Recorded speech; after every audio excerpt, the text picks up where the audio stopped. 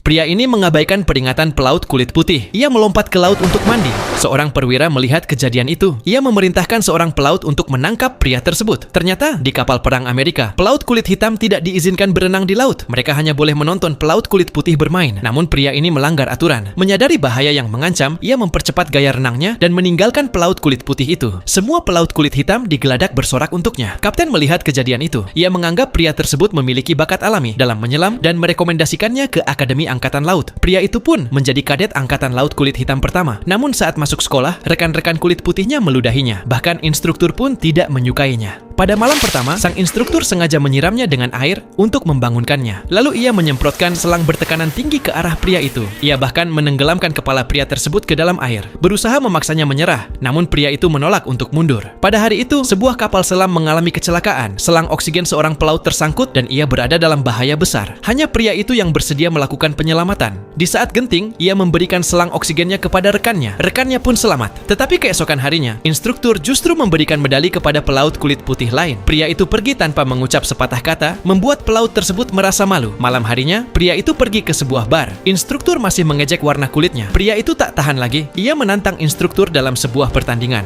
Lalu pria itu mengenakan pakaian selam. Saat air menutupi hidungnya, pertandingan dimulai. Mereka bertanding menahan napas. Setelah 5 menit, pria itu masih tampak tenang. Sementara instruktur mulai berdarah dan hampir pingsan. Wasit segera membuka penutupnya. Pria itu menang. Kepala Akademi murka. Ia tidak ingin pria kulit hitam itu lulus dari Akademi Angkatan Laut. Malam itu juga, instruktur kembali menemui pria itu dan mencoba membujuknya untuk mundur. Namun pria itu tetap menolak. Instruktur marah dan menghancurkan radio milik pria itu, lalu memperingatkannya. Tapi keesokan harinya, pria itu tetap mengikuti ujian. Ujian menyelam pun dimulai. Instruktur dengan sengaja merobek tas peralatan pria itu, hingga semua perkakasnya tercecer di dasar laut. Para peserta lain segera menyelesaikan ujian dan naik ke permukaan. Hanya pria itu yang masih terus mencari bagian-bagian alatnya hingga larut malam. Semua orang mengira ia tidak akan muncul kembali. Lalu mereka menarik tali pengaman. Namun yang muncul justru adalah baling-baling yang sudah dirakit. Akhirnya, setelah 10 jam, pria itu berhasil kembali ke daratan. Tubuhnya sudah membeku dan membiru. Instruktur kemudian mengumumkan bahwa pria itu lulus ujian. Ia pun lulus dari akademi. Saat hendak pergi, ia melihat radionya telah diperbaiki. Ia mematikannya. Ia sadar bahwa itu adalah permintaan maaf dari sang instruktur.